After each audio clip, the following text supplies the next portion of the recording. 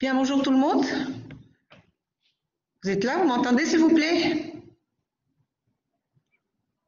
Euh, Oui, madame, on vous Très très bien. Ah bien, je suis désolée du retard que ça a pris un petit peu l'installation enfin, la rectification de l'erreur. Il y avait une erreur purement technique enfin, qui dépassait un petit peu mes compétences. Du coup, là, je suis à la fac et on a pu la réparer et c'est tant mieux. Donc, désolée, je n'ai pas pu programmer hier soir déjà ou avant la séance, justement en raison de ce problème technique qui s'inscrit en dehors de mes compétences. Très bien. Alors, je serais ravie de vous encadrer, de vous assurer, de vous donner quelques enseignements relatifs au droit commercial. Le droit commercial, c'est une matière importante. Vous avez un petit peu vu votre formation. Vous ne saurez ignorer l'importance du droit parce que vous savez certainement, vous faites de la comptabilité depuis déjà pas mal. Et si vous faites attention un petit peu au livre de compte, le livre comptable, ce sont des règles juridiques appliquées à la comptabilité. Donc, un petit conseil, d'accord, vous ne saurez ignorer un peu les enseignements juridiques dont vous avez eu un petit peu dans votre cursus universitaire. Très bien. Alors, c'est quoi ce droit commercial? Alors, aujourd'hui, c'est juste une séance introductive. Je vais essayer de donner quelques définitions. Je vais essayer de donner aussi un plan d'ensemble qu'on aura à suivre pendant les quelques séances de cours. Alors, le droit commercial, vous convenez avec moi, c'est une matière de droit privé. C'est une matière de droit privé dans la mission de quoi? De régir le statut des commerçants, sachant que cette notion de commerçant, elle doit être entendue dans un sens très large. Et commerçant, l'industriel est commerçant, le transporteur est commerçant, l'agent de change est commerçant, l'assureur est commerçant, le petit épicier du coin est commerçant. Vous savez, le commerçant, ça intègre l'activité proprement dite, c'est-à-dire le b.a.-ba acheter pour revendre, mais aussi plein d'autres activités. L'hôtelier est un commerçant, vous comprenez? Donc, il ne faut pas entendre le nom droit commercial dans le petit sens petit restreint limité, c'est-à-dire acheter pour revendre de façon toute linéaire et toute simple. Loin s'en faut. Donc, le banquier, c'est un commerçant, l'assureur est un commerçant, l'agent de change est un commerçant, et j'en passe. Très bien. Donc, le droit commercial, c'est quoi sa mission? C'est de régir le statut des commerçants, bien sûr, et de réglementer les relations qui peuvent s'établir entre commerçants. Convenez avec moi que pendant pas longtemps, pendant très longtemps, l'activité commerciale était l'apanage de personnes physiques, c'est-à-dire essentiellement s'établissaient commerçants, d'accord, les personnes physiques qui achetaient pour revendre, qui confectionnaient pour revendre, donc c'était à petite dimension humaine. L'activité, un petit peu, les échanges se sont développés, les révolutions industrielles se sont multipliées et le petit commerçant, d'accord, est devenu société commerciale, c'est-à-dire le droit commercial s'applique non seulement aux commerçants personnes physiques, mais il s'applique aussi aux sociétés commerciales. Tous les types de sociétés que vous connaissez certainement quelques-unes, c'est-à-dire la société anonyme, d'accord, c'est un opérateur, c'est un acteur commerçant, d'accord. Donc le droit commercial s'applique aux sociétés commerciales et il s'applique aux personnes physiques, il s'applique aussi aux personnes physiques. Très bien. Alors, ce droit commercial, c'est un petit peu régit un petit peu le droit qu'on applique aux commerçants. Mais comme vous savez un petit peu, l'activité commerciale, c'est une activité de professionnel. C'est-à-dire le commerçant, c'est une exception. On est des individus, d'accord, en société. On est généralement des gens qui ont une activité civile ou des gens qui sont fonctionnaires ou juges, etc., etc. Mais exceptionnellement, il y a des personnes qui vont aspirer à avoir le statut de commerçant, d'accord, au point d'en faire leur profession. Alors ici, dans la mesure où c'est une exception, le législateur a émis un certain nombre de conditions. Donc, d'accord, on ne naît pas commerçant, on aspire à le devenir. C'est-à-dire, il y a des conditions que vous devriez réunir pour que vous puissiez avoir le statut de commerçant, pour que vous puissiez avoir le statut de commerçant. Très bien. Donc ça, le commerçant, d'accord, c'est une personne physique, mais c'est aussi une personne morale. Très bien. Alors, l'activité commerciale, vous savez, un petit peu, elle s'inscrit un peu dans un principe général, c'est-à-dire le principe de la liberté du commerce et de l'industrie. C'est-à-dire, moi, d'accord, quand je veux m'établir dans une activité, je suis libre de choisir le domaine qui me sied, qui est conforme à mes aspirations. J'ai un petit peu la liberté aussi de choisir le mode dans lequel je vais exercer mon activité, c'est-à-dire, je peux choisir d'être commerçant personne physique, comme je peux choisir d'être commerçant personne morale. Je peux, parmi les commerçants sociétés, je peux choisir d'être dans une société à responsabilité limitée ou dans une société anonyme. Ça, c'est un petit peu cette liberté, d'accord, qui entoure cette liberté un petit peu, la liberté du commerce et de l'industrie, très bien.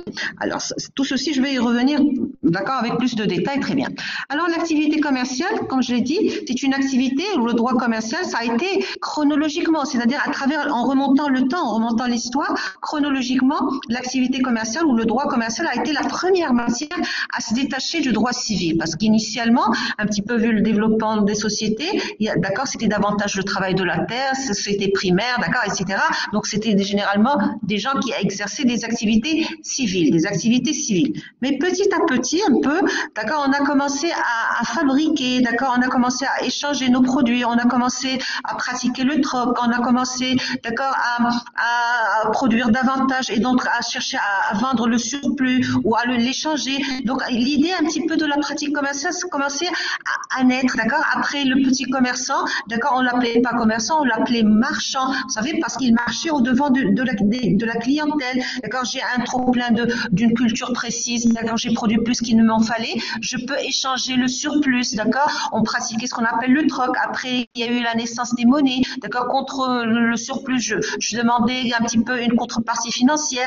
Après, j'arrivais à produire un peu plus, d'accord, je constituais ce qu'on appelle des petites manufactures, d'accord. Après, le marchand est devenu boutiquier, c'est-à-dire un petit échoppe, une petite boutique dans laquelle il proposait un peu des biens à vendre, d'accord. Le boutiquier, c'est devenant un peu plus riche, il est devenu manufacturier, c'est-à-dire, d'accord, il suppose le travail manuel, il produisait plus de biens, donc il pouvait commercialiser. Donc, c'est comme ça qu'il est né l'activité commerciale. Donc, d'accord, ils se sont détachés de plus en plus de l'activité civile et en se détachant, ils ont exigé, ils ont demandé à avoir, d'accord, à avoir un statut particulier, à avoir des droits qui les protègent. C'est comme ça qu'est né le droit commercial. Vous savez, le droit commercial, le premier texte de droit commercial marocain, d'accord, il a été établi avec l'avènement du protectorat français, c'est-à-dire le 12 août 1913, nous avons eu notre premier code de commerce. Avant, c'est un petit peu des règles coutumières, des règles de disposition de la charia qui étaient appliquées un petit peu entre les personnes pratiquant le commerce, d'accord. Alors, donc, cette activité commerciale, d'accord, elle est née toute petite, c'est les petits marchands qui pratiquaient le troc généralement. Après, le marchand est devenu un peu plus prospère, il a ouvert quelques boutiques, d'accord. Le boutiquier, après, il devient un peu encore plus prospère, il établit une manufacture, c'est-à-dire dans laquelle elle est basée sur le travail manuel. Après la manufacture, il y avait ce qu'on appelle le développement, d'accord, de l'invention de la machine à vapeur. Le développement l'invention de la machine à vapeur, c'est-à-dire on pouvait fabriquer beaucoup plus de choses en un rien de temps, d'accord. Donc ici, après, est né aussi le travail à la chaîne. Après, les choses, un petit peu, les voies de communication se sont développées et les échanges internationaux et le commerce international. Tout ceci s'est fait un petit peu. C'est une chronologie qui est fantastique à lire. Vous pouvez ouvrir n'importe quel livre de droit des affaires et essayer de lire un peu cette chronologie historique du développement du droit commercial ou du droit des affaires d'une façon générale. Donc très bien, donc il y avait les échanges, il y avait les foires internationales, c'est-à-dire les commerçants, ils étaient curieux, ils aspiraient à voir ce qui se passait dans les autres contrées, dans les autres pays, donc ils voyageaient. Chaque année, ils s'organisaient les foires internationales, il y a les foires de Bruges, de Bruxelles, de Venise, d'accord. Donc ici, les commerçants se rencontraient les uns avec les autres, d'accord. D'accord, s'il vous plaît, nous ne pouvons pas comprendre. J'ai dit, c'est juste un petit brouillon aujourd'hui, ne vous en faites pas, d'accord. Alors je vais faire des précisions.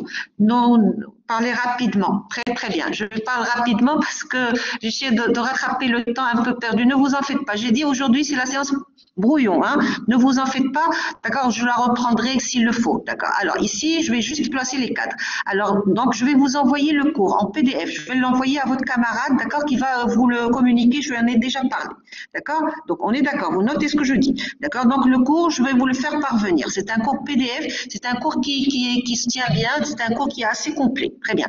Alors, généralement, il y aura ce qu'on appelle un partage d'écran, d'accord. Il y a un petit canevas avec les grands axes, un petit PowerPoint, d'accord, que je mettrai un petit peu pour partager l'écran. Oui, je l'ai le cours, il est en format PDF, je vais vous l'envoyer, ne vous en faites pas. Rassurez-vous, d'accord, tout se passera très bien. Juste un petit peu cette séance, d'accord, j'ai été un petit peu, j'ai paniqué un petit peu, j'étais essoufflée parce que vraiment, je ne voulais pas vous laisser en train d'attendre. Il fallait courir dans tous les couloirs pour trouver qui réparait le problème. Alors, vous m'entendez s'il vous plaît? Alors, Et donc, je disais, s'il vous plaît, je donne le cours. D'accord, il y aura un partage. D'accord, il y aura un partage un partage de documents. D'accord. Et puis aussi, qu'est-ce que je voulais vous dire? Euh, alors, il y a Madame, s'il vous plaît, nous ne pouvons pas comprendre car je parle très rapidement. Est-ce que vous pouvez parler doucement? Sans problème. Madame, vous parlez rapidement, on comprend rien. Les cours est en format PDF, c'est bon? D'accord? Euh, alors, pouvez-vous parler Oui, alors on va essayer, je vais tâcher de parler moins vite. Donc un petit peu, le droit commercial a connu une évolution lente, d'accord, d'accord. Ici, il a commencé tout petit, c'était un petit peu la pratique des marchands, c'est-à-dire qu'ils généralement au début pratiquaient le troc. Vous savez, le troc, ils échangeaient une marchandise contre une autre, un bien contre un autre, parce qu'il n'y avait pas encore de monnaie, d'accord. Une fois que la monnaie était instaurée, d'accord, l'échange se faisait via un petit peu de la monnaie, d'accord, très bien. Alors, donc l'évolution s'est faite petit à petit, d'accord. Les commerçants ont eu une force de frappe, d'accord. Il y a eu, d'accord, ce qu'on appelle la révolution industrielle, donc l'intervention du machinisme, la machine à vapeur. Ça a développé les relations et les échanges internationaux d'un côté. Et d'un autre côté, il y a eu un événement clé en France. Il y a eu ce qu'on appelle la Révolution française de 1789, d'accord. Vous allez me dire pourquoi vous parlez de la France. Je parle de la France tout simplement parce que tous nos textes de loi, d'accord, tous les textes de droit moderne que nous avons ont été initiés, d'accord, par le législateur français. C'est-à-dire au moment de l'arrivée du protectorat français au Maroc, tous les grands codes que nous avons, pour certains où nous les avons encore aujourd'hui, ils ont été créés par les autorités du protectorat. Et en établissant ces codes, ils se sont largement inspirés de leurs propres textes de loi, d'accord. Alors ici, d'accord, donc je vais parler un peu généralement, on fait la comparaison entre le droit français, d'accord, par habitude, en raison de faits historiques, à savoir le protectorat français sur le Maroc, très bien. Alors, donc, il y a eu la révolution de 1789. Cette révolution de 1789, elle a constitué un petit peu le point de départ d'un principe fondamental, d'une liberté qui est désormais universelle. C'est le principe de la liberté du commerce et de l'industrie. C'est un principe fondamental. C'est un principe universel. C'est un principe universel. Il est fondamental, il est universel et il a été adopté par le législateur marocain. C'est-à-dire le Maroc, d'accord, dans le préambule de la Constitution, d'accord, de 2011, qu'est-ce qu'il dit? Moi, d'accord, Constitution marocaine, d'accord, je déclare adhérer, d'accord, reconnaître tous les principes universels. Et parmi les principes universels, il y a ce principe de la liberté du commerce et de l'industrie, c'est-à-dire toute personne qui veut s'établir commerçante, elle a le droit de s'établir commerçante. Elle a le droit de choisir le secteur dans lequel elle veut s'établir. Elle a le droit de choisir le type d'entreprise qu'elle a l'intention de créer. Vous comprenez? Ça, c'est un principe fondamental. Ce principe fondamental, il figure dans le préambule de la Constitution et il fait partie des dispositions de la Constitution. Ça fait Dostour, la Constitution marocaine, à son article 35, d'accord? Qu'est-ce qu'il dit? Il dit, d'accord, la liberté d'entreprendre et le droit de propriété sont garantis par l'État, c'est-à-dire c'est l'État qui vous donne la liberté, d'accord, et qui vous garantit cette liberté de vous établir entrepreneur, c'est-à-dire de pouvoir créer des richesses. Très bien. Donc ici, c'est ce principe fondamental qui est très important, c'est-à-dire pour vous établir commerçant, il vous suffirait de remplir des conditions subjectives et des conditions objectives. Sans cela, on va vous dire ni vous devriez passer un test, ni que vous devriez aller dans une autre activité parce que celle-ci elle est réservée à une catégorie déterminée de personnes, ou vous n'êtes pas le fils de, donc vous ne pouvez pas exercer cette activité qui est réservée juste à ceux qui ont développé, qui ont initié cette technologie ou cette activité. Rien de cela n'existe. C'est le principe de la liberté du commerce et de l'industrie, lequel principe de l'économie de la liberté du commerce a abouti à ce qu'on appelle une économie libérale. et genre, ça rejoint un petit peu vos cours d'économie. D'accord, la liberté libérale, enfin l'économie libérale, c'est-à-dire basée sur la libre entreprise, d'accord, sur l'initiative privée, très bien. Donc c'est-à-dire on peut s'établir commerçant. Donc ici, le Maroc, depuis 1973, d'accord, avec la loi sur la privatisation, il va de plus en plus vers une économie libérale qui promulgue l'investissement et qui fait tout pour développer un petit peu les activités menées par des particuliers. C'est dans ce sillage un petit peu, dans ce cadre qu'intervient le droit commercial, très bien. Alors, donc ce droit commercial, c'est un petit peu un ensemble de règles, un ensemble de normes, si vous voulez, un ensemble de codes, d'accord, qui vont régir, d'accord, le statut du commerçant et qui vont réglementer toutes les relations et tous les rapports qui peuvent s'établir entre les commerçants. Très bien. Alors, sachant que ces commerçants peuvent être soit vous et moi, on est des personnes physiques, soit si on décide de nous mettre ensemble, on va être une personne morale, et si on décide d'exercer ensemble une activité commerciale, on va être une personne morale à but lucratif. Ça va être soit une société anonyme, soit une société à responsabilité limitée ou une société en commandite par action, peu importe, on aura le choix à ce moment-là. Très bien.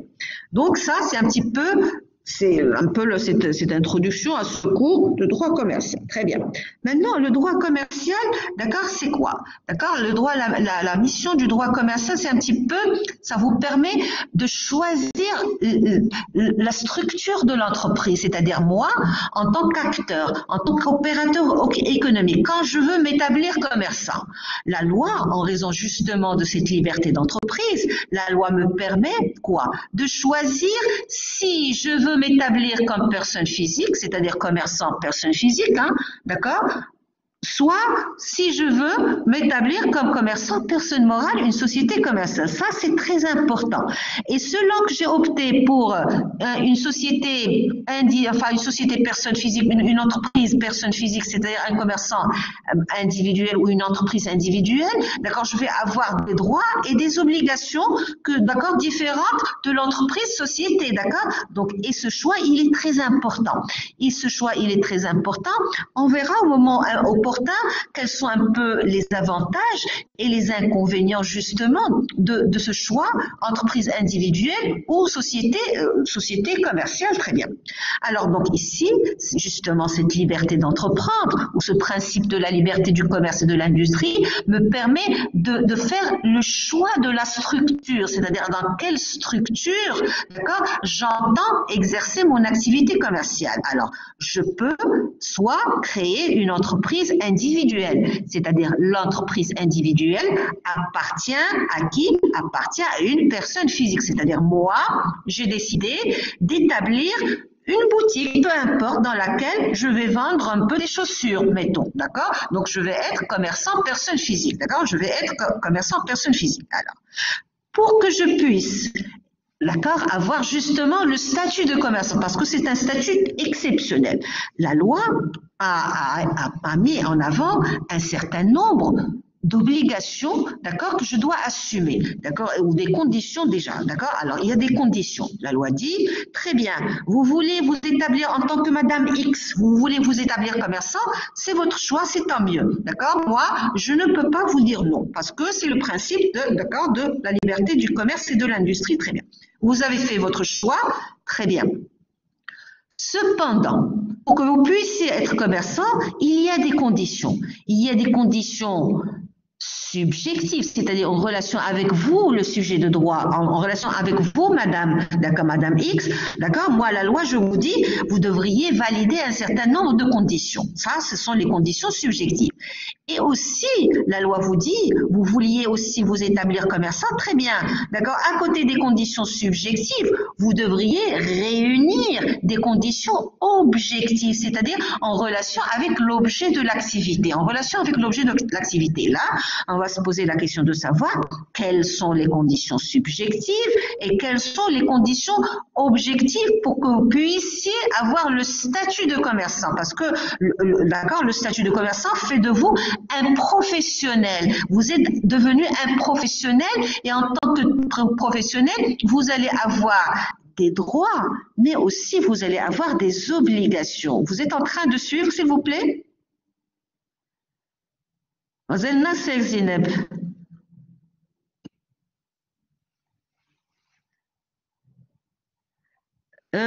Oui, elle est enregistrée, d'accord? Alors, mais il faut suivre. S'il y a des questions, vous pouvez me les écrire. Oui?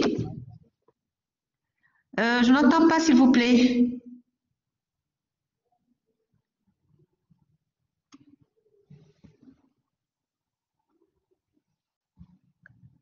Alors, je vais avancer parce que là, c'est pas clair. Alors, l'enregistrement, il se fait. Là, il y est. Alors, et donc, je disais, s'il vous plaît? Je disais, donc il y a les conditions subjectives. Vous allez me dire, quelles sont ces conditions subjectives pour que moi, pour que vous puissiez, en tant que personne physique, monsieur X, madame Y, mademoiselle Alpha, d'accord, vous puissiez vous établir commerçant. Les conditions sont, d'accord, vous devriez déjà avoir la capacité, c'est-à-dire vous devriez être majeur et sain d'esprit, d'accord. Je vois qu'il y a pas mal de gens qui sont en train de quitter la session, d'accord, je vous rappelle que ce n'est pas comme dans un moulin. D'accord, soit on est d'accord à suivre ensemble, soit c'est pas la peine et j'arrête les enregistrements. Comprenez? Alors, et donc je disais s'il vous plaît, et je disais, je note les personnes qui sont en train de partir. Vraiment. Et donc, je disais, les conditions, d'accord, subjectives, c'est d'abord, vous devriez avoir la capacité. C'est quoi la capacité? C'est-à-dire que vous devriez être majeur et sain d'esprit. Vous devriez avoir 18 ans accomplis et ne pas être malade mental. Ça, c'est un petit peu cette condition de capacité. Vous allez me dire, mais pourquoi la capacité? La capacité, elle est faite pour vous protéger justement. Parce que l'activité commerciale, c'est une activité risquée. D'accord? Certes, le commerçant s'enrichit beaucoup plus vite que le civil, d'accord, mais certes aussi, le commerçant peut être beaucoup plus vite mené à la ruine pour une petite mauvaise conjoncture, pour un mauvais calcul, une mauvaise opération, une faiblesse, etc. D'accord? Merci. Alors, donc ici, ça veut dire, donc ici, il faut des conditions. Il y a les conditions subjectives en relation avec la personne sujet de droit. D'accord? Je reprends. D'accord? Certainement, vous voyez autour de vous, généralement, les commerçants s'enrichissent plus vite que les civils, que les fonctionnaires. Mais aussi, le commerçant peut, pour un rien, une mauvaise conjoncture, une pandémie comme ce que nous vivons actuellement, il peut connaître des difficultés et être mené à déposer le bilan et donc à faire faillite. Très bien. C'est pour cela que la loi, pour protéger les plus faibles, c'est-à-dire les plus jeunes, d'accord, et aussi les personnes malades mentales, la loi dit non, parce que vous allez batailler avec des personnes plus professionnelles que vous, plus aptes que vous. Donc, dans votre intérêt, moi, la loi, je vous protège et je vous dis, le mineur, vous ne pouvez pas vous établir commerçant. Très bien. Alors ça, c'est la minorité et l'incapacité. Très bien. Là, après, la loi dit, il y a la capacité, il y a les interdictions. Il y a les interdictions. Ça veut dire quoi? Ça veut dire ici, c'est la loi. Sur la base de profils déterminés de certaines personnes, la loi a dit, il y a des personnes louches, il y a des personnes qui ont commis des infractions pénales en relation avec le monde des affaires, et ces personnes, d'accord, je ne peux pas leur permettre, d'accord, de faire du mal un petit peu à l'ambiance ou à cette cohésion, à cette confiance qui doit régner entre les partenaires commerçants. Vous savez un peu, dans la pratique, les commerçants se payent les uns les autres. Comment? Ils se payent les uns les autres par quoi? Par la lettre de change. La lettre de change, c'est quoi? C'est un instrument de crédit. Si je ne vous fais pas confiance, est-ce que je vais accepter que vous me payiez en versant à mon avantage une lettre de change? Non, d'accord. Il faut qu'il y ait de la confiance. Des fois, sans paiement, sans quoi que ce soit, déjà que vous me livrez, sachant qu'un jour ou l'autre vous allez me payer. Donc ici, pour asseoir la confiance et assainir un petit peu la profession de commerçant, la loi dit toutes les personnes qui ont commis des infractions pénal en relation avec le monde des affaires, c'est-à-dire détournement de fonds, c'est-à-dire vol, ils vont voler des biens, c'est-à-dire ils ont escroqué, d'accord? Il y a eu de l'abus de confiance, des gens qui ont l'habitude d'émettre des chèques sans provision, vous comprenez? Ça, c'est des jeunes un petit peu malhonnêtes, d'accord? Et comme en matière pénale, d'accord, il y a ce qu'on appelle l'infraction pénale, crée un peu une habitude, c'est-à-dire les gens, d'accord, on le dit, qui a volé, volera, d'accord? Et il se crée des fois une certaine habitude. Des fois, la personne malhonnête peut être tentée de recommencer. C'est pour cela que la loi leur dit, vous, messieurs, qui avaient été impliqués dans des affaires un petit peu pas très claires, d'accord, en matière pénale, je vous interdis, d'accord, je vous interdis de vous établir commerçant. C'est-à-dire ici, c'est le juge qui va ordonner cette interdiction. Cette interdiction, elle est limitée dans le temps, c'est-à-dire cette interdiction ne saurait ou ne peut dépasser 10 ans, d'accord, cette interdiction ne peut dépasser 10 ans. D'accord? Ça, c'est un petit peu le maximum de temps pendant lequel le juge peut ordonner une interdiction contre une personne. Mais la loi, elle n'est pas bête, d'accord? Elle dit, si je lui interdis, d'accord, de s'établir commerçant, personne physique, il va pouvoir peut-être créer une société et en devenir le gérant. Ici, la loi lui dit, attention, je sais ce que vous risquez de penser, moi, la loi, je vous interdis de vous établir en tant que personne physique, d'accord? Et aussi, je vous interdis de gérer ou d'administrer une société commerciale pendant 10 ans, d'accord? Pendant une durée maximum de 10 ans. Ça, c'est un petit peu les interdictions. Ça, ce sont la deuxième condition subjective. À côté de cela, il y a une troisième condition subjective, c'est ce qu'on appelle les incompatibilités. Les incompatibilités, c'est-à-dire... vous savez un peu, qu'est-ce que cherche le commerçant? Le commerçant cherche à s'enrichir, d'accord? L'activité commerciale, on va le voir, d'accord? C'est une activité qui est basée sur le gain. On dit c'est une activité spéculative, basée sur la spéculation. Vous allez me dire, c'est quoi spéculer? Spéculer, c'est prendre un risque. C'est prendre un risque de façon délibérée dans la perspective d'un gain à venir. C'est ça un petit peu la spéculation. Très bien. Sauf que le gain peut des fois être au rendez-vous, comme il peut ne pas être au rendez-vous. Ça, c'est un peu cette idée de spéculation. Très bien. Alors, donc l'activité, c'est une activité un petit peu basée sur la spéculation.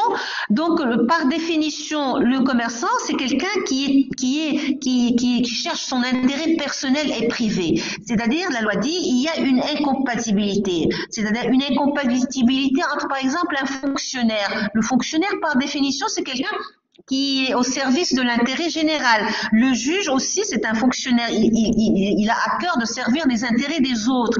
Or, le commerçant, lui, il ne pense qu'à ses intérêts privés et stricts, individuels et personnels. Donc, la loi dit, on ne peut pas être à la fois en même temps, c'est-à-dire en tant que personne physique, je ne peux pas être, d'accord, commerçant, personne physique, et en même temps juge, ou en même temps fonctionnaire, parce que ce sont des activités qui ne sont pas compatibles l'une avec l'autre, d'accord? Ils ne sont pas compatibles l'une avec l'autre. Ça, c'est un petit peu l'incompatibilité. Très bien. Maintenant, ça, c'est la troisième condition. Il y a une autre condition. Il y a une autre condition, c'est ce qu'on appelle la déchéance. La déchéance, ça suppose quoi? La déchéance, ça suppose que je suis commerçant, hein?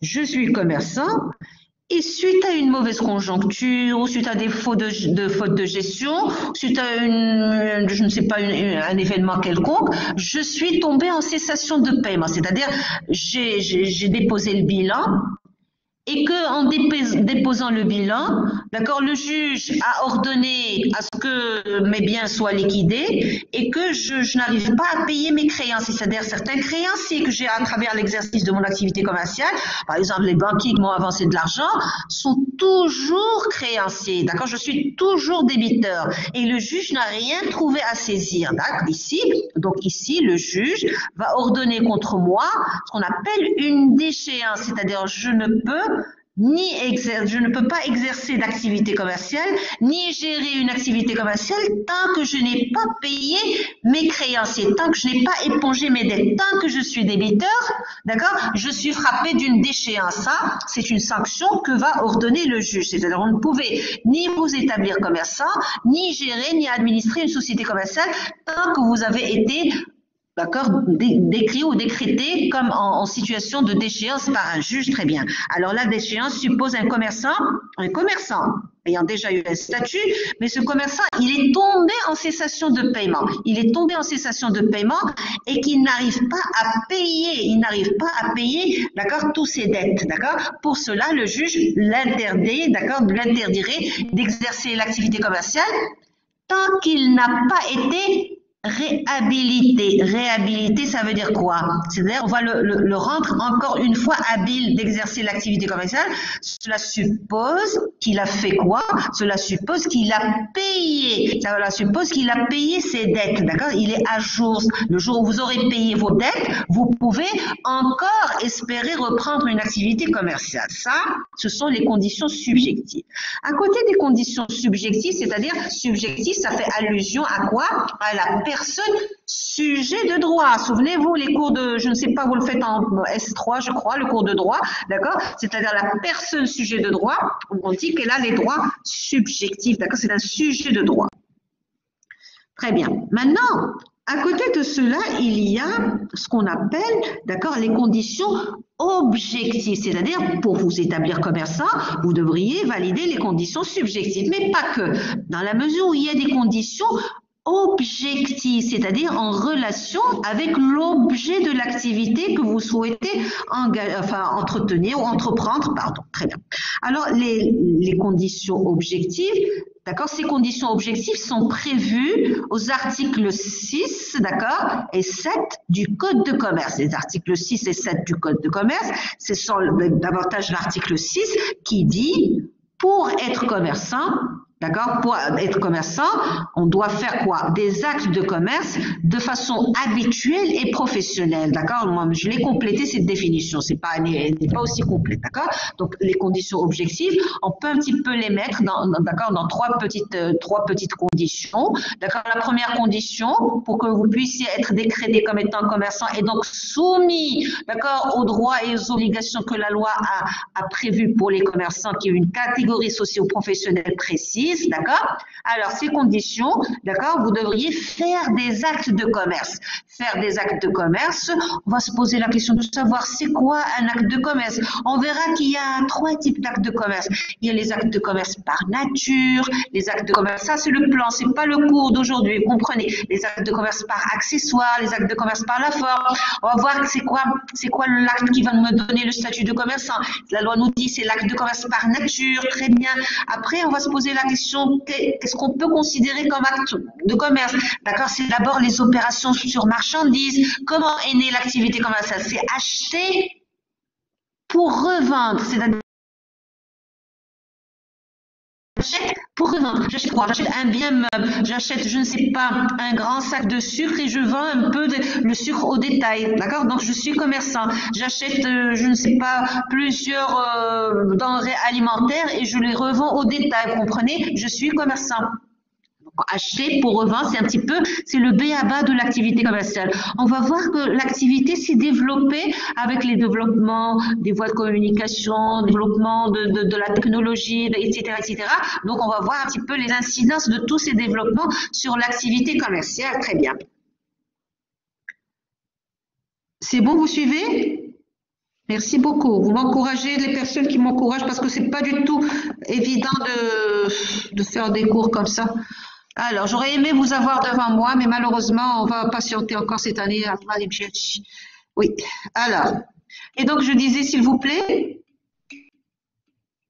Très bien, merci beaucoup. Alors, donc ça, c'est pas la leçon d'aujourd'hui, c'est juste un petit peu un aperçu général, d'accord, de tout ce qu'on aura à faire pendant les quelques séances. Très bien. Et donc, je disais, s'il vous plaît, les conditions objectives, donc faire des actes de commerce, il y a pas mal de choses à dire, d'accord. Après, pas uniquement de temps en temps, faire des actes de commerce de façon habituelle et professionnelle. C'est-à-dire, il faut qu'il y ait une répétition. C'est-à-dire, mon métier, c'est une fois que j'aurai fini les marchandises que j'ai achetées, que j'ai en acheter d'autres pour les revendre et ainsi de suite. Ça suppose une répétition dans le temps, très bien.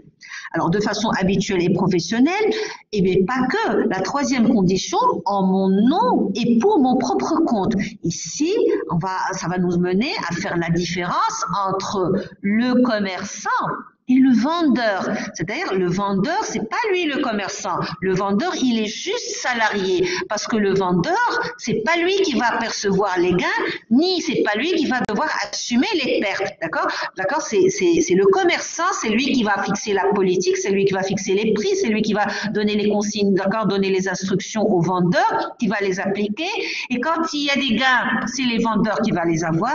Et quand il y a des pertes, c'est le vendeur, quand il y a des gains, c'est le commerçant qui va les avoir, et quand il y a des pertes, c'est le commerçant qui va devoir les assumer. Lui, le vendeur, il est juste salarié, et en tant que tout salarié, il est placé dans une subordination, donc ça veut dire il a un supérieur hiérarchique, il est placé dans une subordination juridique dans la mesure où il reçoit des instructions qu'il doit appliquer, mais aussi dans une subordination économique dans la mesure où ce supérieur lui donne un salaire. D'accord? C'est ça un peu le salarié. Tout salarié, il est placé dans une subordination juridique qui justifie une subordination économique dans la mesure où il perçoit une contrepartie financière, un salaire du travail qu'il a rendu ou qu'il a effectué pour le compte de son employeur. Très bien.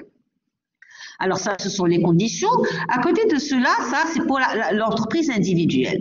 Après, on va voir l'entreprise individuelle, elle est bien, d'accord, elle a fonctionné, d'accord, mais elle a vite fait montrer ses limites, d'accord, parce que l'entreprise individuelle, il y a une seule personne, quand il y a des pertes, il risque de perdre sa maison, on va voir ceci, il y a des insuffisances juridiques, il y a des insuffisances financières, il y a des insuffisances comptables, il y a des insuffisances économiques, d'accord. C'est pour cela que de plus en plus, on préfère nous établir dans le cadre de sociétés commerciales, c'est-à-dire des opérateurs personnes morales. D'accord? Ici, on va dire pourquoi on va de plus en plus vers une société. Qu'est-ce qui peut légitimer le recours à une société? C'est la protection du patrimoine personnel, c'est un petit peu une plus grande superficie financière, c'est le fait de pouvoir accéder à l'épargne publique. Tout ceci, ce sont un peu des avantages qu'on met au crédit des sociétés, c'est-à-dire des opérateurs commerçants personnes morales. Très bien. Alors, on va commencer par donner la définition d'une société. C'est quoi une société?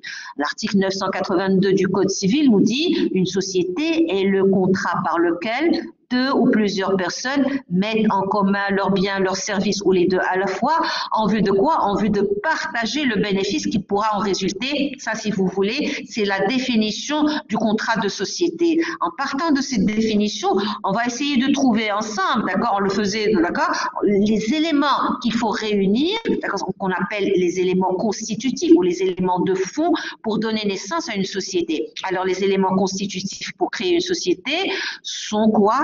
Sont l'accord de volonté. La loi le dit, une société et le contrat. Tout le contrat, vous savez certainement ce que c'est qu'un contrat.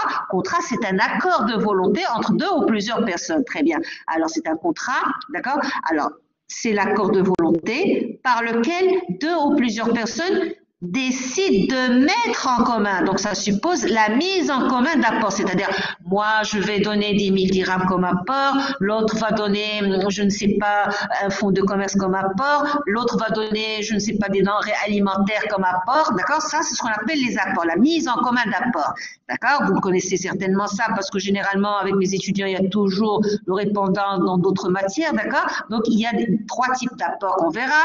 L'apport en numéraire, l'apport en nature, et l'apport en industrie, on va essayer de les expliquer, de les définir, etc., etc. Alors ça, c'est la deuxième condition pour créer une société. Après, on va passer à la quatrième condition. La quatrième condition, c'est toujours dans le cadre de cette définition donnée à l'article 982 du Code civil marocain. D'accord? Alors, c'est le contrat par lequel deux ou plusieurs personnes mettent en commun leurs biens, leurs services ou les deux à la fois, en vue de partager le bénéfice qui pourra en résulter. Alors, donc ici, la troisième condition, c'est réalisation de profit, partage de bénéfices, mais vous convenez avec moi, dans une société, il n'y a pas que des bénéfices toujours. Des fois, il y a des pertes. Et parmi les avantages d'une société, c'est justement quand il y a des pertes, les pertes seraient supportées par plusieurs personnes, d'accord? Ici, donc, réalisation de profit, partage des bénéfices et contribution aux pertes. Ça, c'est la troisième condition. Bien sûr, il y a beaucoup de choses à dire à travers toutes ces informations. Très bien.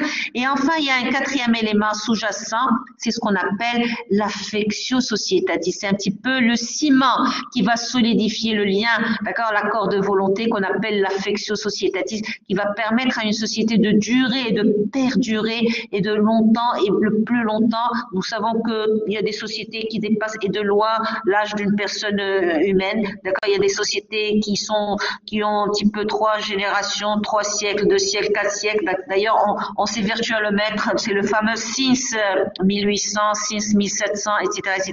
C'est-à-dire pour dire combien la société, elle a résisté au temps. Ça, ce sont les 4 conditions, les 4 piliers sur lesquels une société va être fondée. Ce sont les conditions de fond.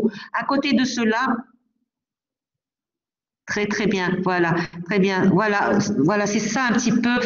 Vous savez, il y a la jonction entre vos cours. C'est pour cela que je vous dis, s'il vous plaît, faites attention à vos enseignements en droit. Les enseignements en droit, on vous a fait, d'accord, quasiment depuis votre première année, vous faites des cours de droit. Il faut un petit peu capitaliser les petites informations, d'accord, que vous avez en droit, parce que vous allez en avoir besoin, que vous vouliez ou non. Très bien. Alors, j'avance. Ça, c'est un petit peu, d'accord, c'est un peu c'est les 4 conditions, les 4 piliers sur lesquels on va établir une société. À côté de cela, il y a les conditions de forme, il y a des formalités, parce qu'une société, ce n'est pas rien.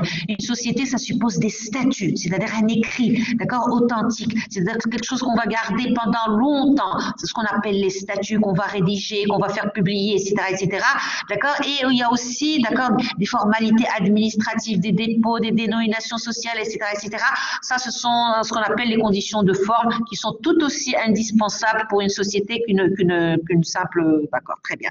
D'accord, donc on sait que les deux acteurs sont soit des sociétés, soit des personnes physiques, soit des personnes morales. Ce sont les acteurs de la société. Très bien. Maintenant, peu importe. On a choisi de nous établir commerçants, soit en tant que personne physique, soit en tant que personne morale. En nous établissant commerçants, on va donner naissance, on va créer une richesse. Cette richesse va commencer avec votre premier client. C'est-à-dire votre premier client va donner naissance à ce qu'on appelle un fonds de commerce, c'est-à-dire tous les commerçants, personnes physiques ou personnes morales, en s'établissant sur un marché, d'accord, vont donner naissance à ce qu'on appelle, d'accord, un fonds de commerce. Mais avant cela, j'ai omis de dire, d'accord, une fois que vous êtes commerçant, soit personne phisique, soit personne morale, vous allez devoir respecter un certain nombre d'obligations. D'accord, il y a d'abord l'immatriculation au registre de commerce. Vite fait, c'est-à-dire vous devriez avoir c'est le fameux RC numéro que vous voyez sur tous les tickets de caisse, d'accord, même sur le ticket de Marjane, il y a RC numéro, etc. Vous devriez aussi tenir à jour des livres de compte, d'accord. Et c'est là où je vous dis, attention, si vous faites attention au plan comptable, le plan comptable, il est constitué de règles juridiques. Il est constitué de règles juridiques que vous devriez maîtriser et savoir. Très bien. Donc ici, il y a la comptabilité commerciale. On va essayer de développer un petit peu ces notions de comptabilité. On va savoir que toute écriture comptable égale un aveu. On va savoir que tous les livres de compte doivent être bien tenus. On va savoir comment je peux utiliser mes livres de compte comme moyen de preuve. Est-ce que moi, en commerçant, je peux les utiliser contre un non-commerçant? Et ainsi de suite. Il y a beaucoup de choses très intéressantes. Très bien, soyez au rendez-vous tout simplement. Le cours vous parviendra aussi. Très bien. Maintenant, voilà, et là, je reviens, bien sûr, il y a le principe de la liberté de la concurrence, on va aller vers le droit de la concurrence, on va aller, d'accord, la concurrence, elle est libre, certes, mais ce n'est pas une jungle, c'est-à-dire, d'accord, il y a cette liberté qui ne doit pas être empêchée, le libre jeu de la concurrence, on va aller vers l'interdiction des pratiques anticoncurrentielles, le dumping, les abus de position dominante, etc. D'accord, tout ceci, c'est des informations très intéressantes que vous en avez vu par ailleurs, très bien. Ça, c'est un peu la partie relative, un peu les acteurs de l'activité. Après, on va passer à la création d'une richesse, c'est-à-dire moi, commerçant. Quand je m'établis commerçant, je donne naissance, très bien, je donne naissance à quoi? Je donne naissance à une richesse. Je donne naissance à une richesse, c'est quoi cette richesse? C'est le fonds de commerce. Le fonds de commerce, on va voir quoi il est composé, le fonds de commerce? On verra qu'il est composé d'éléments corporels et d'éléments incorporels. Et si je devais vous poser la question, le fonds de commerce est-il un bien meuble ou un bien immeuble? Ça va nous mener à trouver la nature juridique du fonds de commerce. Est-ce que vous pouvez me donner la réponse? Le fonds de commerce est-il un bien meuble ou un bien immeuble? D'accord, j'attends quelques réponses par écrit, s'il vous plaît. Alors, le fonds de commerce, d'accord. Alors, on verra. Le fonds de commerce, de quoi est-il composé? Il est composé d'éléments corporels, c'est-à-dire les marchandises, les biens d'équipement, d'accord, les stocks, etc.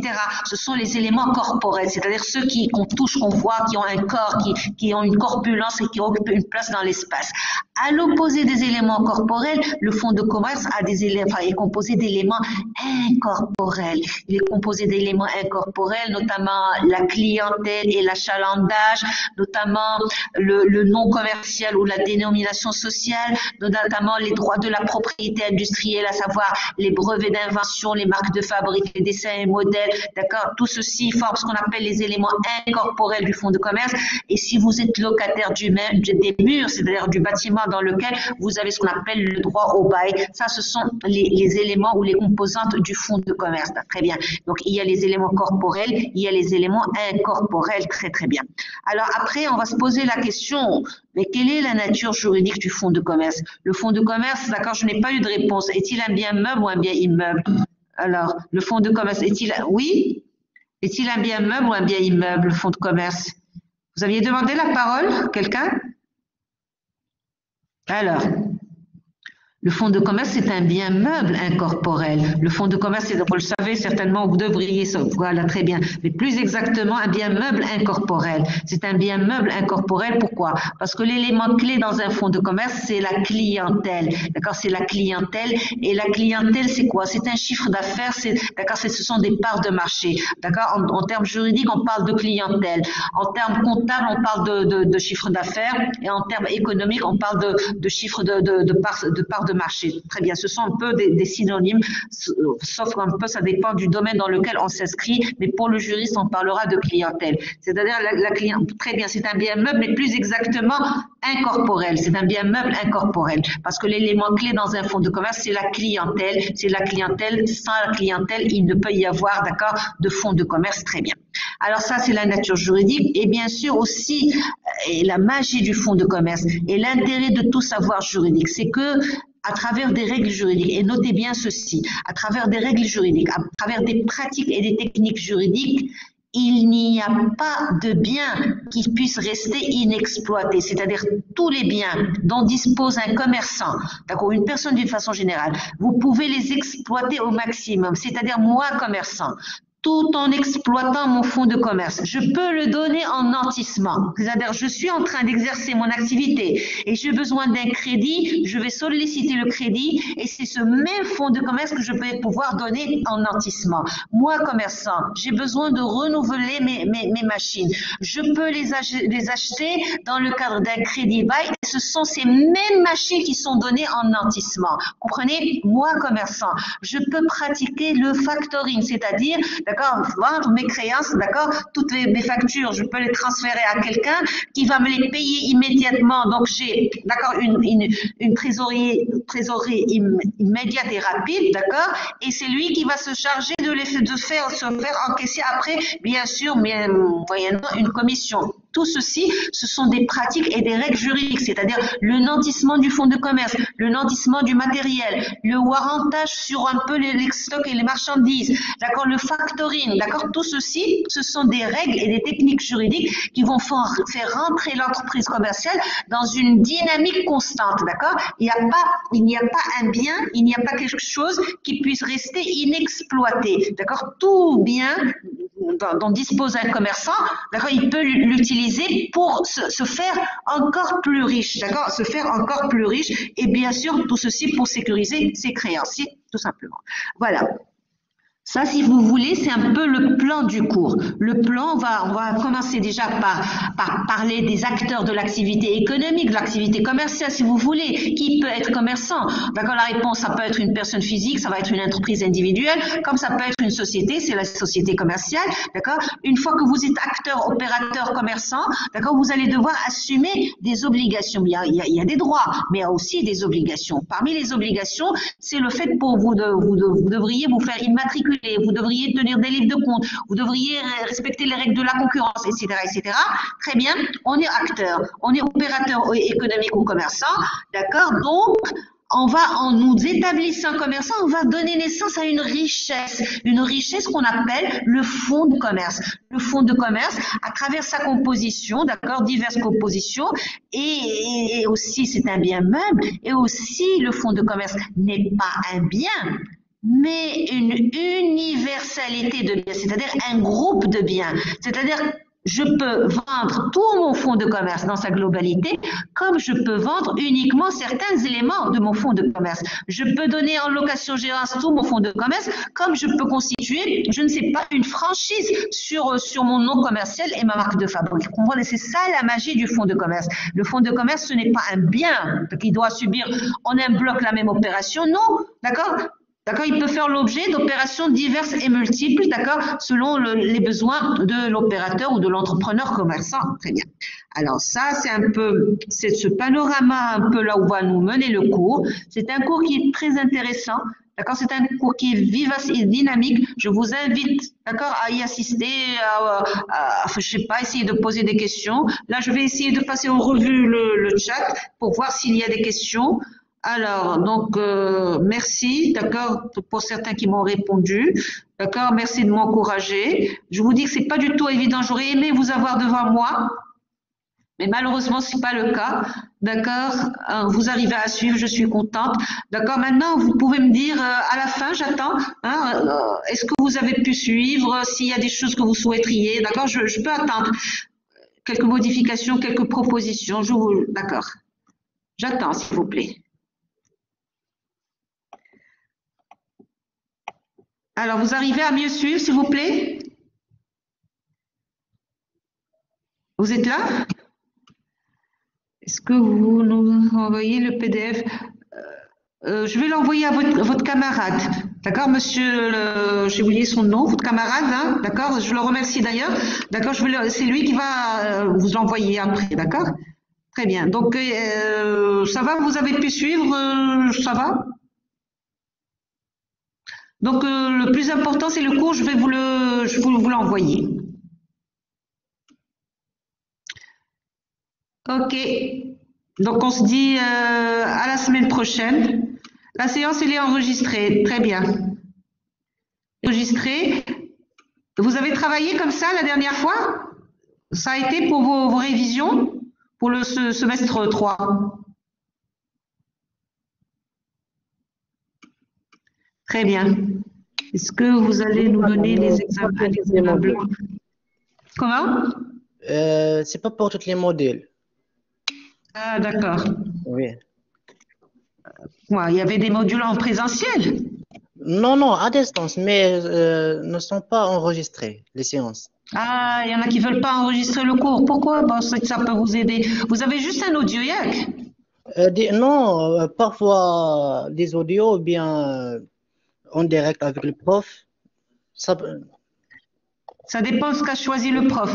Moi, je ne sais pas. Moi, c'est sur j'ai pas, c'est pas le truc YouTube, etc., etc. C'est le ANT de la fac, donc y a pas de problème. Est-ce que vous allez nous donner un examen blanc? Bah, je ne sais pas. Peut-être pas un examen blanc, mais juste des petits QCM de temps en temps et c'est tout. Pourquoi un examen blanc? Ce n'est pas une pratique. Vous l'avez fait dans d'autres matières, certainement? Non, je donne pour vous aider quelques exercices. Et puis, dès qu'on aura avancé dans le cours, vous savez, le cours, ça va être un petit peu argumenté par des petites questions, des cas pratiques. Hein.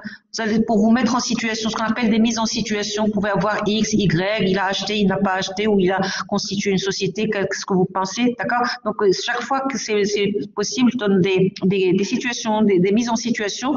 Je peux aussi vous envoyer des petits cas pratiques ou là, des QCM, tout simplement. L'examen, je ne sais pas encore, hein, on en parlera après.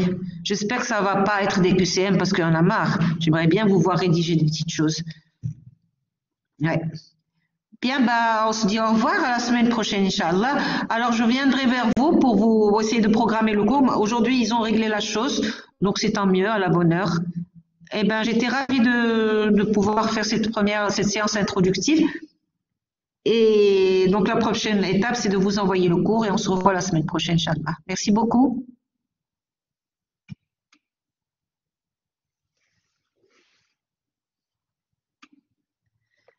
Merci à vous. Au revoir.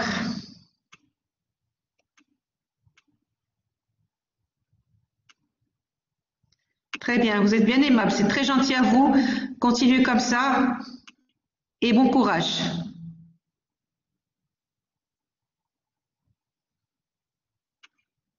Merci, au revoir.